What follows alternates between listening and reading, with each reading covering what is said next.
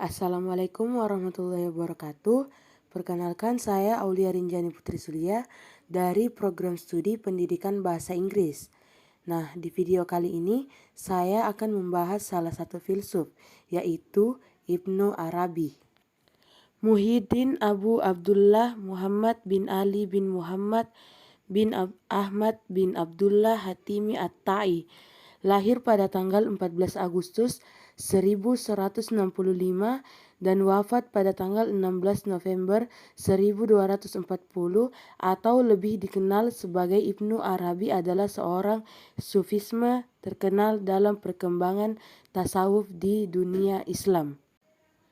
Muhammad bin Ali bin Muhammad bin Ahmad bin Abdullah Al-Hatimi At-Tai atau yang sering dikenal dengan sebutan Asy-Syaikh Al-Akbar Muhyiddin bin Al-Arabi radhiyallahu anha. Beliau lahir di Murcia, Andalusia yang sekarang disebut Spanyol pada malam Senin pada tanggal 17 Ramadan tahun 560 Hijriah atau 1165 Masehi. Ibnu Arabi adalah keturunan Hatim At-Tai. Beliau wafat pada tahun 578 Masehi. Beliau adalah keturunan Hatim At-Tawi, yaitu seorang penyair dari Bani Tai yang tersohor karena kedermawanan dan kekesatriaannya. Ayah Ibnu Arabi adalah seorang pegawai pemerintah yang membantu Muhammad bin Sa'd bin Mardanisi, penguasa Mursia kala itu. Keluarga Ibnu Arabi memiliki kedudukan sosial yang tinggi karena paman dari pihak ibunya adalah seorang penguasa di Tlemcen, Algeria, dan Ibnu Arabi memiliki hubungan baik dengan beberapa raja setempat hingga akhir hayatnya. Tatkala dinasti Almohad menguasai Mursia, keluarga Ibnu Arabi pindah ke Sevilla, tempat ayahnya kembali menjadi pembantu pemerintah. Ibnu Arabi sempat diangkat sebagai sekretaris oleh seorang gubernur. Pada tahun 1193, pada usia 30 tahun, Ibnu Arabi meninggalkan Andalusia untuk pertama kalinya dan pergi ke Tunisia. 7 tahun setelahnya, sebuah visi menginstruksikan untuk pergi ke timur. Beliau pergi haji ke Mekah pada tahun 1202 dan dari sana mengadakan perjalanan ke daerah-daerah pusat Islam. Ia menetap beberapa waktu lamanya di Mesir, Irak, Suriah dan Rum yang disebut Turki saat ini, tetapi tidak pernah pergi ke Iran. Dan pada tahun 1223 beliau menetap di Damaskus beserta beberapa orang muridnya hingga akhir hayatnya pada tahun 1240. Dalam tradisi kesufian, Ibnu Arabi masyhur dengan julukan Muhyiddin dan Asy-Syaikh Al-Akbar. Terlepas dari kontroversi yang muncul di kalangan intelektual eksoteris seperti ahli fikih maupun hadis yang seringkali mengaburkan kejernihan pandangan sufistiknya, dua julukan itu menegaskan warisannya di kancah sufisme yang mencerminkan figur tertinggi dalam puncak spiritualitas manusia. Legasi semacam ini tentu tidak serta-merta hadir begitu saja, melainkan punya dimensi historis dan memiliki fase-fase tersendiri yang telah dilalui dalam kehidupan spiritual Ibnu Arabi. Sejarah Ibnu Arabi. Ibnu Arabi merupakan seorang filsuf dan salah satu sufi terbesar dalam dunia Islam. Ia lahir di Murcia, Spanyol. Kelahirannya bertepatan pada era Mulukut Tawaif. Pecahnya kerajaan menjadi kerajaan-kerajaan kecil, konflik dan penyerangan kelompok Reconquista atau yang disebut kelompok penakluk Kristen. Beliau memulai pendidikan awalnya di Lisabon, kemudian pindah dan menetap di Sevilla. Selama beliau menetap di Sevilla, beliau melakukan banyak rihlah ilmiah ke berbagai daerah seperti Tunisia, Aljazair, Mekah, dan Mesir. Ia bertemu dengan banyak sekali guru. Keterangan dalam Futuhat Al-Makkiyah memberikan penjelasan bahwa Ibnu Arabi bertemu dengan banyak sekali sufi dan filsuf terkemuka, serta para intelektual lintas agama. Pergumulannya dengan banyak pemikiran mengantarkan Ibnu Arabi memiliki ketajaman intelektualitas yang tinggi, hingga kemudian di akhir perjalanan intelektual dan spiritualnya, beliau menempuh jalan menjadi seorang sufi.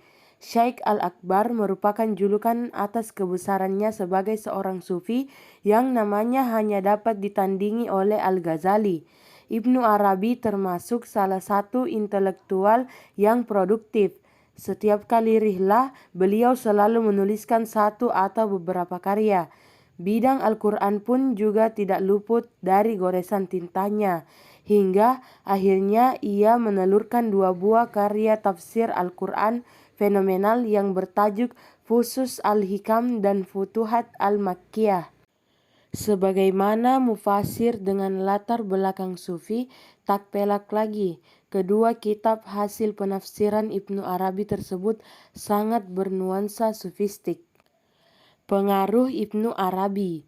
Ibnu Arabi adalah seorang pemikir dan ahli filsafat mistis terbesar Islam yang tercatat sebagai penulis paling produktif pada abad 7 Hijriah. Pemikirannya mempunyai pengaruh yang sangat besar dalam kancah pemikiran sufistik. Pengaruh yang ditimbulkannya antara lain adalah terjadinya kontroversi di antara pemikir-pemikir Islam maupun Barat dalam memahami karya-karyanya. Hal ini terjadi sejak karya Ibnu Arabi dikenal orang, bahkan sampai saat ini. Seperti lazimnya seorang tokoh besar, di satu sisi Ibnu Arabi dipandang sebagai seorang pemikir agung, di sisi lain banyak pula yang memberi cap sebagai penyimpang agama yang paling buruk. Sebuah doktrin yang tidak dapat dilepaskan dari konstruksi pemikiran Ibnu Arabi adalah wahdatul wujud atau kesatuan wujud. Doktrin ini menyatakan bahwa Tuhan adalah satu-satunya wujud atau tidak ada wujud kecuali Tuhan. Segala sesuatu atau keseluruhan yang sering kita sebut alam raya ini bersumber darinya dan semata-mata sebagai bayangannya, bukan merupakan wujud yang mempunyai substansi sendiri. Menurut fakta sejarah, filsafat dan mistisme dalam Islam tidak dapat dilepaskan dari pengaruh filsafat Yunani, karena dari Yunanilah peradaban di bumi ini berasal dan memberikan pengaruh terhadap peradaban berikutnya. Filosof-filosof yang paling berpengaruh terhadap pemikiran-pemikiran Islam adalah Plato, Aristoteles, dan Plotinus. Sedang para pemikir Islam yang dimaksud adalah Al-Kindi, Al-Farabi, Ibnu Sina, dan lain-lain. Begitupun Ibnu Arabi yang juga tidak lepas dari nuansa Helenistik, terutama dari Neoplatonisme. Neoplatonisme adalah sebutan yang diberikan untuk hasil pemikiran Plotinus. Disebut Neoplatonisme karena pada dasarnya Plotinus merujuk pada Plato. Bedanya, Plato berdasarkan ajarannya pada yang baik, sedangkan Plotinus pada yang satu atau the one. The one adalah pangkal segala-galanya dengan tidak ada pertentangan di dalamnya. Yang satu adalah sumber segala sesuatu. Ia adalah semuanya, tetapi tidak mengandung di dalamnya satupun dari barang yang banyak itu. Dari sini kita dapat melihat bahwa antara wahdatul wujud Ibnu Arabi sekilas mirip dengan the one-nya Plotinus, akan tetapi sebenarnya tidaklah sama antara keduanya. Maka dalam penulisan ini mencari keterkaitan antara Neoplatonisme dengan pemikiran Ibnu Arabi. Dengan menggunakan metode perbandingan akan dilihat persamaan dan perbedaan antara keduanya. Karya-karya Ibnu Arabi. Dalam catatan sejarah pemikiran umat Islam, Ibnu Arabi adalah yang memberi kontribusi besar terhadap transisi intelektual secara tertulis. Separuh akhir dari kehidupannya telah menghasilkan ratusan karya yang mempunyai nilai sastra, intelektual, dan spiritual yang tidak ternilai harganya. Memang ia adalah pemikir yang paling tinggi tingkat produktivitasnya dibanding pemikir lain. Namun, sampai saat ini belum ada jumlah pasti yang disepakati para peneliti atas karya-karya Ibnu Arabi.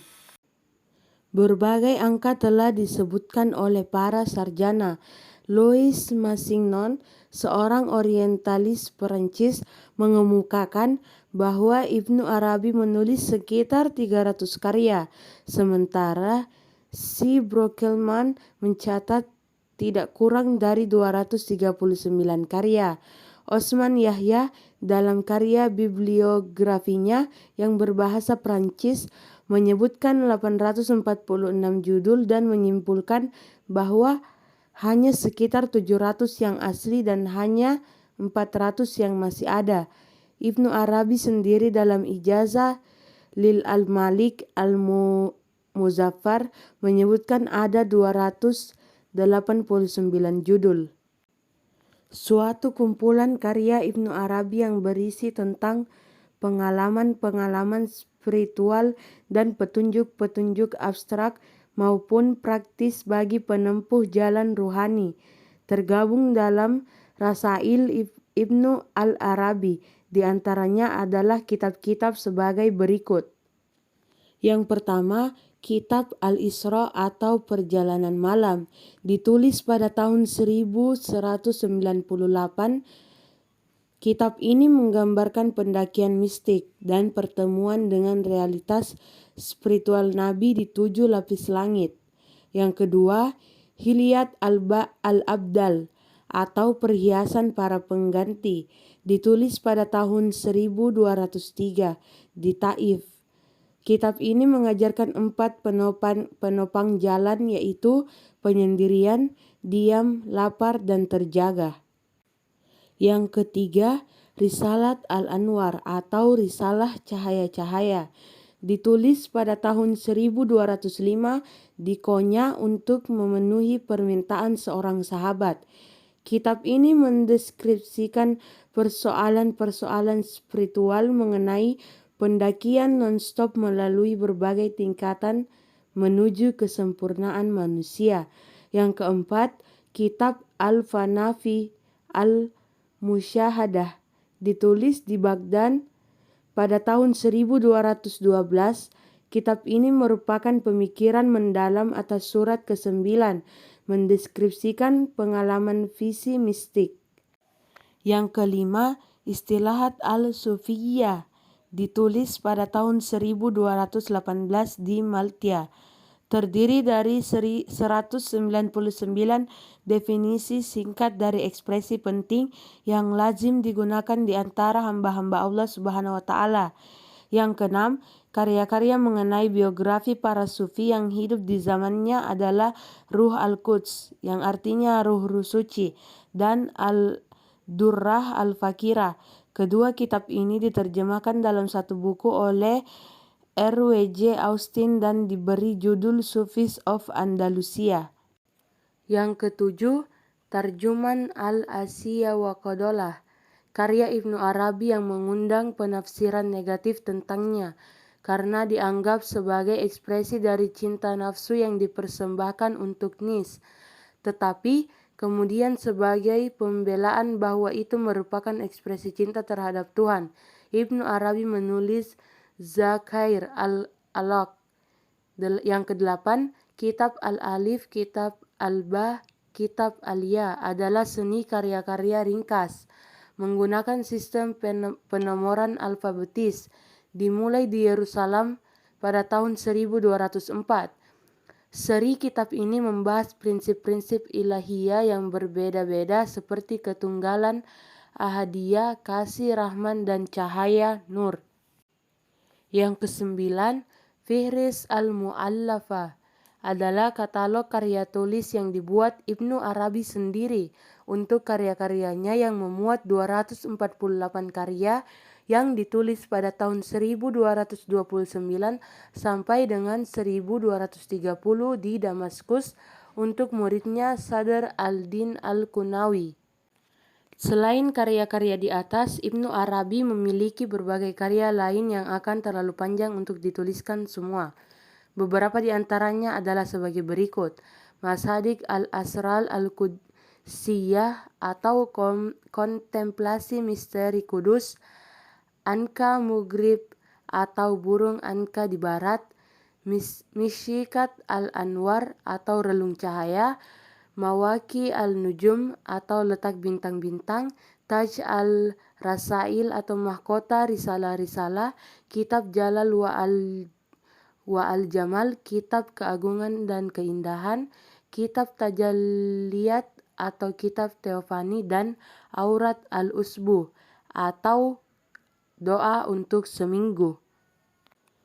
Mungkin itu saja yang dapat saya sampaikan mengenai Ibnu Arabi.